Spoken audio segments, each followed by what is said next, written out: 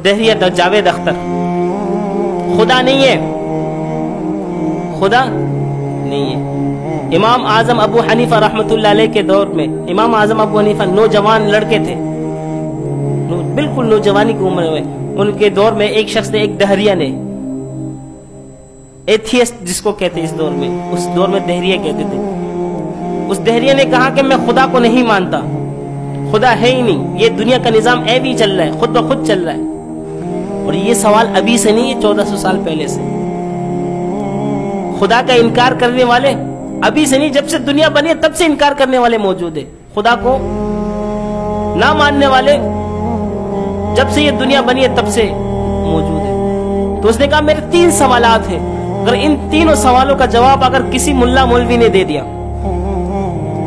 तो मैं फिर मान जाऊंगी कि खुदा मौजूद है। 3 सवाल क्या है? एक ये कि खुदा कहाँ है, वो मुझे दिखा दे। दूसरा, खुदा कहाँ देख रहा है, खुदा कहाँ देख रहा है, खुदा का फोकस किस तरफ है। और नंबर 3, खुदा क्या कर रहा है। बादशाह के दरबार में उसने ऐलान तो कर दिया, और बादशाह ने कहा कि कोई जवाब दे सकता है। तो इमाम आजम अबू हनीफा रहमतुल्लाह ने कहा मैं इस सवाल का जवाब मैं दूंगा, लेकिन कल दूंगा, आज नहीं, फला तारीख के मुताबिक। तो सबको टाइम दे दिया कि भाई कल सुबह आ जाना, मुनाजरा होगा और इमाम आजम अबू हनीफा इसका जवाब देगा। तो वक्त के मुताबिक सारे लोग पहुंच गए, लेकिन इमाम साहब थोड़े लेट पहुंचे। और पहुंचने की वजह क्या थी?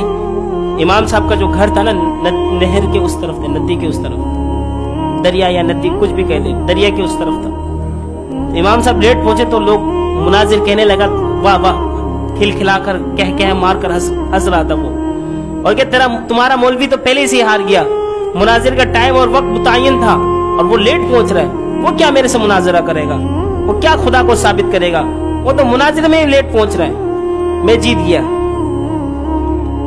तो इमाम साहब जब पहुंचे तो कहा कोई जीता भी तो नहीं, मुनाजरा भी तय होगा। तो पूछा गया कि लेट आने की वजह क्या है। तो इमाम साहब रहमतुल्लाह अलैह फरमाने लगे कि दरअसल बात यह है कि मेरा जो घर है ना दरिया के उस पार है। अब आज आप बादशाह ने ऐलान कर दिया कि भाई आज मुनाजरा है, तो जितने भी मल्लाह थे और कश्ती चलाने वाले थे सारे के सारे तो मुनाजरे में बैठ गए। सब लोग अपने काम काज को छोड़कर कहाँ बैठ गए? मुनाजरा देखने। अब जब मैं घर से निकला तो कोई मल्लाह नहीं मिला, कश्ती चलाने वाला नहीं मिला। अच्छा, तो फिर कैसे पहुंचे? तो इमाम साहब ने कहा जब मैंने देखा तो कोई नहीं है, तो मैं देखता हूँ यकायक दरिया के दरमियान बीचों बीच से एक दरख्त निकलता है खुद ब खुद। वो दरख्त फिर देखता हूँ लकड़ियों में खुद ब खुद कटिंग होकर तख्ता बनकर खुद ब खुद कश्ती बनने लगता है, और खुद ब खुद होकर कश्ती बनकर मेरे सामने आ जाता है। फिर मैं उसमें बैठता हूँ, फिर देखता हूँ वो खुद ब खुद वो कश्ती चल पड़ती है, वो कश्ती चल पड़ती है, फिर मुझे इस पार से उस पार ले जाती है। तो फिर मैं आया हूँ, तो फिर वो दरिया खिलखिला के हंसने लगा, झूठ बोल रहा है ये मुर्गा, झूठ बोल रहा है, ऐसा हो सकता है? मजमे से कह रहा, कभी ऐसा देखा है कि एक कश्ती खुद ब खुद तैयार हो जाए, दरिया के बीच से एक पौधा उगने लगे, वो तनावर दरख्त बन जाए, फिर उसके लकड़ियां कटिंग हो जाए, फिर कश्ती बन जाए, फिर खुद ब खुद चलते हुए आ जाए, फिर उसमें सवार हो जाए, फिर सवार होकर दरिया के उस पार हो जाए। आप लोग मानते हैं इस बात को? वो कह रहा है नहीं नहीं नहीं। बोले मैं तो यही तो समझा रहा हूँ, जब एक कश्ती बगैर किसी के बनाए नहीं बन सकती, तो इस कायनात को बनाने वाला कोई है, इस कायनात को बनाने वाला कोई था। जब आपको पता है कि एक कश्ती बगैर किसी के बनाए नहीं बन सकती, तो इस दुनिया को बगैर बनाए ऐसी वजूद में आ जाएगा। इस दुनिया को बनाने वाला कोई है। बोला मौलवी ज्यादा बात नहीं कर, आगे का सवाल कर, ये बता खुदा कहाँ है, खुदा कहाँ है? इमाम साहब रहमतुल्लाह अलैह ने फरमाया कि दूध लाया जाए, दूध लाया जाए, क्योंकि वो तो कुरान हदीस को मानता नहीं। अभी जो दहरिया था जावेद अख्तर, वो भी कह रहा है कि मैं कुरान हदीस से नहीं, मुझे फिजिकली प्रैक्टिकली अकली दलाइल लेना है, अकली दलाइल, नकली नहीं। कुरान हदीस तो तुम्हारे पास होगा, उसके पास दलाइल, मुझे फिजिकली और अकली दलाइल से समझाओ कि खुदा के मौजूद है कि नहीं। तो इमाम साहब ने भी फिजिकली दलाइल दे दिया, अकली दलाइल। इमाम साहब रहमतुल्लाह ने दूध मंगवाया और दहरिया को कहा देख कमबख्त, इसमें मक्खन है?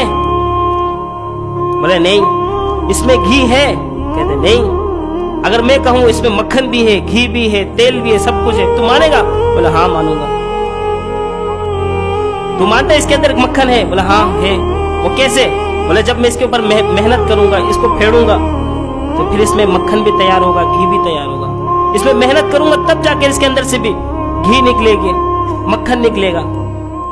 لیکن تو مانتا ہے نا کہ اس دودھ کے اندر مکھن ہے، گھی ہے؟ بولا ہاں ہے۔ تو یہی بات ہے کہ جب اس دل کے اوپر محنت کی جائے گی، اس دل کے اوپر محنت کی جائے گی، تو پھر تجھے محسوس ہوگا کہ اللہ بھی ہے، خدا بھی ہے، اس کائنات کو بنانے والا بھی ہے۔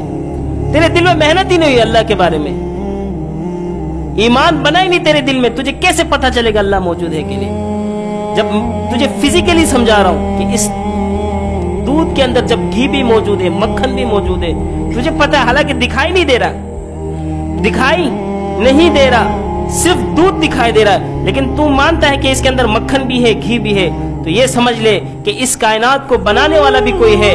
جب تو اپنے دل کے اوپر محنت کرے گا تب تجھے دکھائی دے گا کہ اللہ بھی موجود ہے، خدا بھی موجود ہے، اور اس کائنات کو بنانے والا بھی موجود ہے۔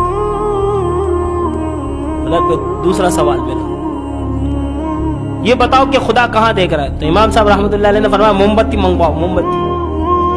تو امام صاحب نے موم بتی جلائی، جلانے کے بعد کہا کہ اس موم بتی کی روشنی کہاں ہے؟ بولے چاروں طرف۔ بولا خدا کی نگاہیں بھی چاروں طرف۔ سبحان اللہ، کہہ دے سبحان اللہ۔ ہم آگے دیکھتے تو پیچھے دیکھ نہیں سکتے، دائیں دیکھتے تو بائیں دیکھ نہیں سکتے، بائیں دیکھے تو دائیں نہیں دیکھ سکتے، اوپر دیکھے تو نیچے نہیں دیکھ سکتے، لیکن امام صاحب نے ایک موم بتی سے سمجھا دیا، عقلی دلائل سے۔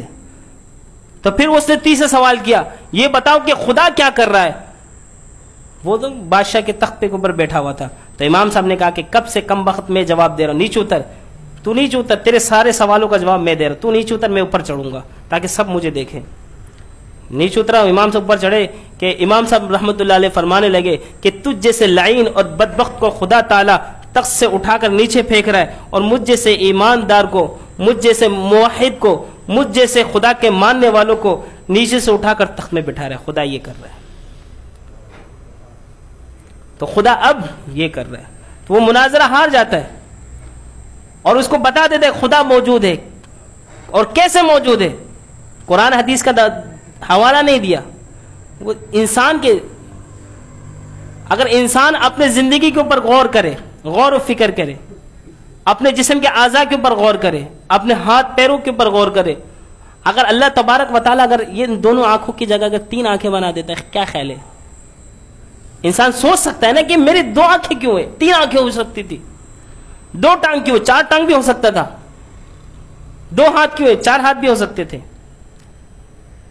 یہ جو نقشہ ہے ہمارے جسم کا، اس کو بنانے والا کریٹر تو کوئی تو ہے، کسی نے تو اس نقشے کو بنایا، اتنی خوبصورتی کے ساتھ ہر چیز اس کی جگہ پہ فٹ ہے۔